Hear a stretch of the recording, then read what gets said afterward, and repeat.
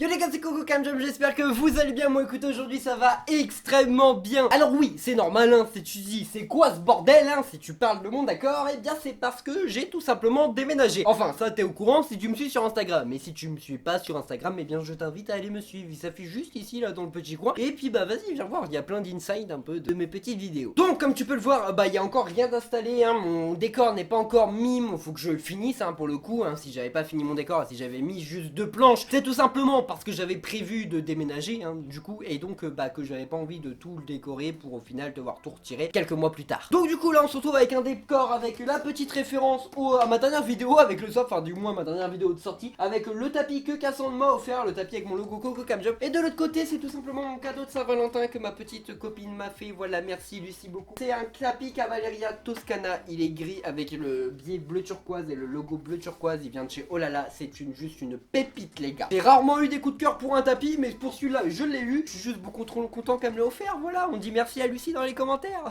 Et ça va être donc mes deux futurs tapis de concours, parce que je ne sais pas si tu le sais, mais j'ai très envie de me lancer dans le concours complet. Bon, malheureusement je peux pas parce que j'ai pas forcément les chevaux et j'ai pas forcément tout ça, mais ça n'empêche que ça me fait vraiment envie. Et tu vois, voulant faire du concours complet, je me suis posé une question. Est-ce que le concours complet est vraiment plus dangereux qu'un autre sport? En gros, est-ce que le concours complet est dangereux? La réponse est oui, hein, le cross forcément c'est plus dangereux que le dressage, ça paraît logique. Mais est-ce qu'il y a vraiment des chiffres? Est-ce qu'on a des statistiques un petit peu justement sur les chutes, etc. Et la réponse est oui, et c'est justement ce qu'on va voir dans cette vidéo. Donc ne t'étonne pas, on va beaucoup parler de statistiques, mais tu vas voir, tout est très cohérent et je trouve ça plutôt intéressant. D'ailleurs reste bien jusqu'à la fin de cette vidéo parce que je suis sûr que ma conclusion risque de vous étonner. Bref, sur ce les caves, on fait péter l'intro et c'est parti.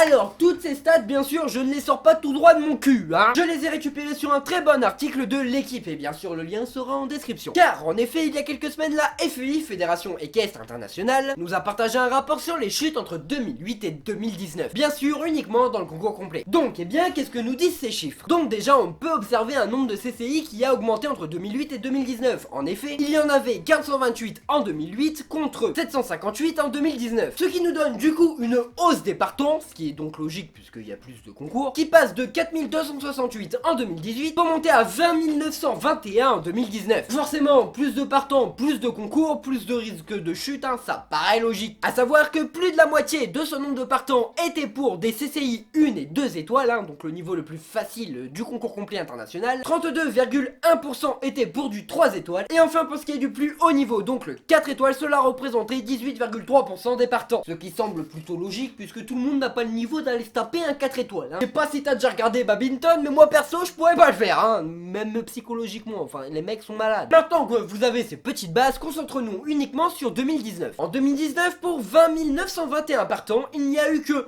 seulement entre guillemets 1166 chutes, ce qui est tout de même un peu plus que la moyenne qu'on peut avoir entre 2008 et 2019. Oui, 1100 chutes sur 20 000 partants, à savoir que ça peut être des chutes, ça va de la chute sans gravité à des chutes très graves, ça va encore, je trouve, enfin personnellement je trouve que ça va, parce que ça représente à peu près 5% des partants. Je trouve pas ça forcément énorme. Enfin, du moins, je m'attendais à plus, quoi. Bon, allez, on va se faire une petite pause statistique, là, quand même, parce que je vois que vos cerveaux surchauffent. Donc, eh bien, écoutez, pendant cette petite pause, eh bien, n'hésitez pas à cliquer sur le petit bouton rouge, hein, qui se trouve juste ici, le bouton s'abonner, si tu ne veux pas manquer des prochaines vidéos. Et puis, moi, ça me montrera que ce genre de vidéo vous plaît. Et donc, eh bien, je pourrais, tout simplement en refaire par la suite. Et d'ailleurs, t'as encore un autre très bon indicateur qui s'appelle le sabot bleu. Le sabot bleu, c'est plus de ce côté-là. Donc, écoute, n'hésite pas à cliquer dessus si cette vidéo te plaît. Voilà, tout simplement. Allez, on continue, on passe à la suite. Là, on rentre dans une stat que je trouve personnellement hyper intéressante. Entre 2008 et 2019, on est passé de un panache pour 322 partants, donc en 2008, à un panache pour 805 partants en 2019. Ça, c'est une stat que je trouve très intéressante, hein, parce que pour rappel, un panache,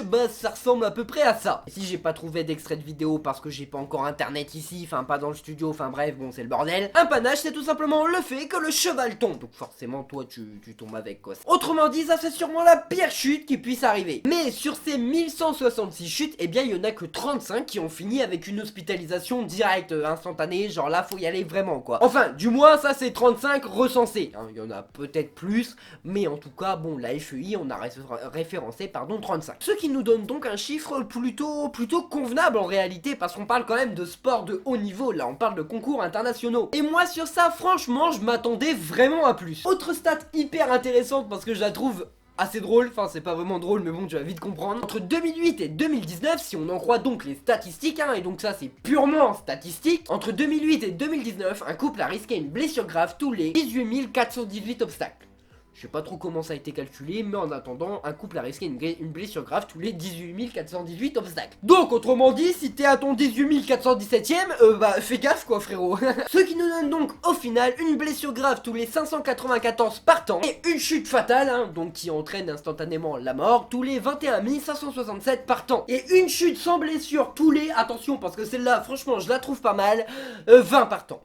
Ouais, il y a une chute sans blessure tous les 20 partants, statistiquement du moins. Donc alors du coup, est-ce que vous trouvez que le concours complet est un sport dangereux? Bon, en même temps, là je viens de te balancer, je viens de te parler de chute pendant je sais pas combien de minutes là, donc forcément tu vas me dire que oui. Mais dans le fond, quand tu regardes la masse, enfin le nombre de chutes par rapport à la masse de partants, en vrai ça me semble raisonnable, on est juste à 5%. Et sincèrement, je m'attendais mais vraiment à plus, parce qu'on parle quand même d'obstacles fixes, et donc bah d'un risque de chute vraiment beaucoup plus important que sur un CSO, et encore pire sur un dressage. Tu t'en doutes bien. Donc en gros, le concours complet est-il dangereux? La réponse est bien évidemment que oui, hein. Forcément ça va être plus dangereux comme je viens de te le dire. Mais là on parle au niveau international, puisque en effet comme je te l'ai dit dès le départ, ces chiffres appartiennent à la FEI et pas à la FFE. D'ailleurs ce serait plutôt intéressant que la FFE nous donne ce genre de statistiques, mais bon je pense pas que pour vendre un sport, parler de chutes et d'accidents graves, ça soit vraiment très vendeur, hein. J'ai un petit doute là-dessus, mais bon, hein, si peut-être que c'est déjà le cas et qu'il y a déjà des statistiques, donc si vous le savez, n'hésitez pas à me le dire et me mettre peut-être des petits liens directement en commentaire. Parce que pour reprendre l'exemple d'un autre sport, par exemple en rugby, en 2018, et là pour le coup rien qu'en France, il y a eu 3 morts en seulement 7 mois. Ce qui est, je trouve, vraiment